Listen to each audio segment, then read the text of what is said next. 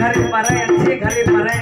और जब बच्चे अच्छे पोस्ट पर रहते हैं, अच्छे बिटियां अच्छे घर में पहुंच जाती हैं, तो हर माँ बाप के आत्मा में संतोष हो जाता है कि चलो हम चाहे जैसे हैं, हमारे बच्चे अच्छे जगह हो गए या लड़की अच्छे घर पड़ गई।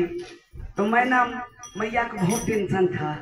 कह रही है कि गौरा तुम इतने सुखों में पली बड़ी हो, अब कैसे जोगी के साथ रहोगी। हर चीज उल्टा है, हर चीज उल्टा है।